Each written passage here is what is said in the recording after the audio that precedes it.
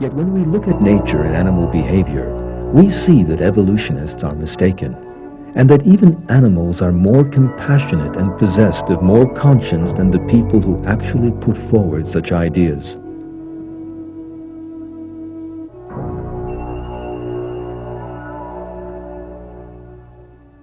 The scenes you are about to witness are an important example of how animals treat the crippled.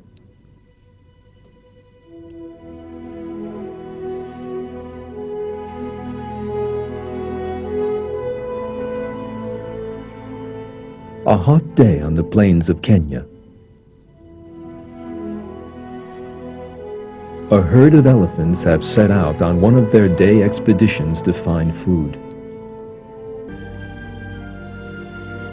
This lovely calf, born only a few hours earlier, never leaves its mother's side, not even for a moment.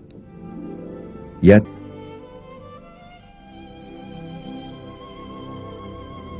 the next day, the mother elephant leaves the herd. Because her calf has health problems, and she can no longer lead the herd. The herd need to carry on and look for food.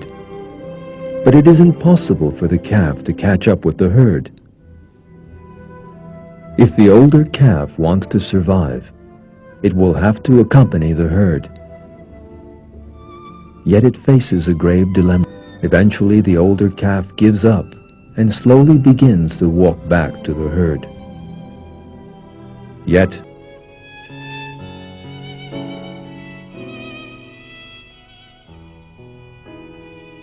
and by the end of the fourth day, it manages to stand. The mother and the other calf's patience, love and devotion have given the young calf the time and support it needed in order to survive.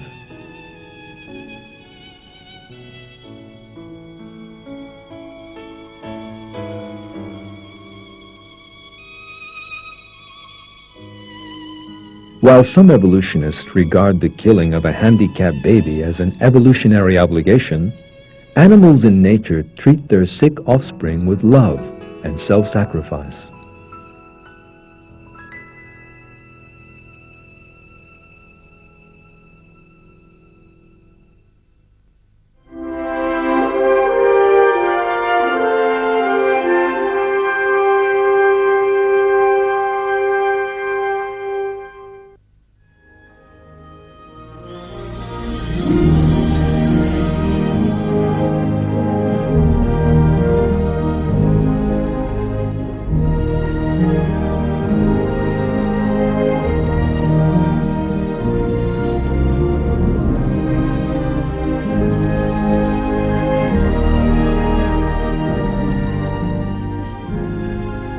The facts we have seen in this film show that nature does not only consist of struggle and conflict as evolutionists would have us believe.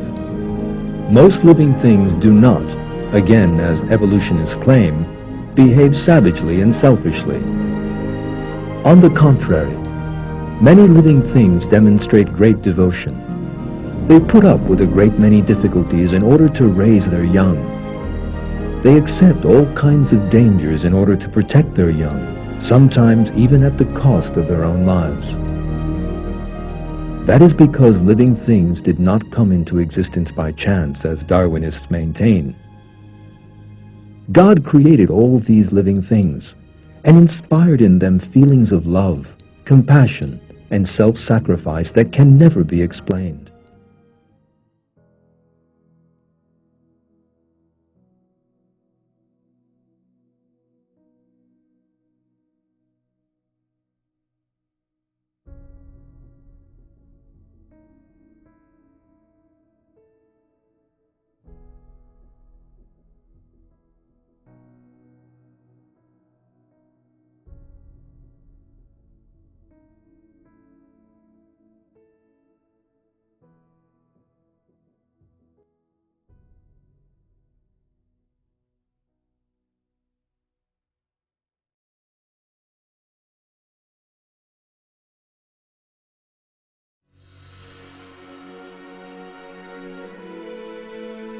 A butterfly chrysalis connects two fundamentally different ways of living.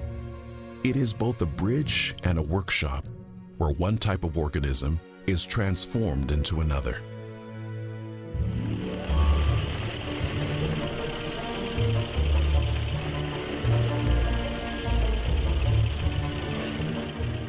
The magnitude of this transformation has been compared to a Model T Ford that suddenly encases itself within a garage.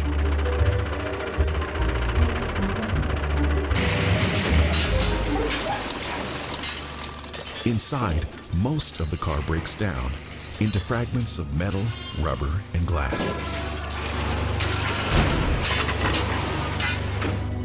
These pieces then reorganize themselves into components more complex than any that previously existed in the Model T.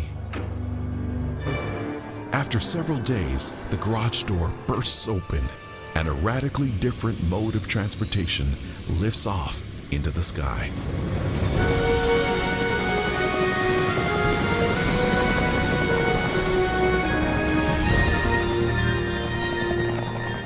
Now, an analogy like that is pure whimsy. But even if it were somehow possible, I don't think turning a car into a helicopter would be nearly as impressive as the actual transformation that takes place inside a chrysalis.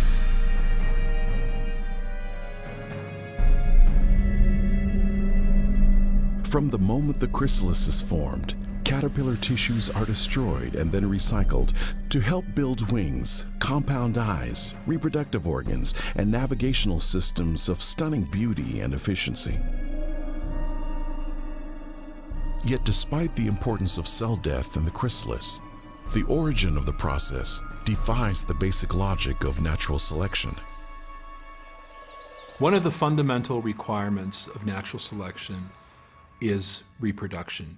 You've got to be able to make copies of yourself, in particular of your genes. You've got to be able to pass them on. But a chrysalis, unless it represents a bridge to something yet to come, is really a casket. If you're a caterpillar, you're entering your own grave. Turning most of your body into a molecular soup would be suicide. A caterpillar, unless it makes it through to the adult, is no good because it can't reproduce. You're not going to have offspring, and so you're a dead-end street evolutionarily. So it wouldn't be any benefit at all to kill yourself unless you've got a hidden plan up your sleeve. You know, like, okay, I know I can go ahead and commit suicide because there's a new me waiting to happen.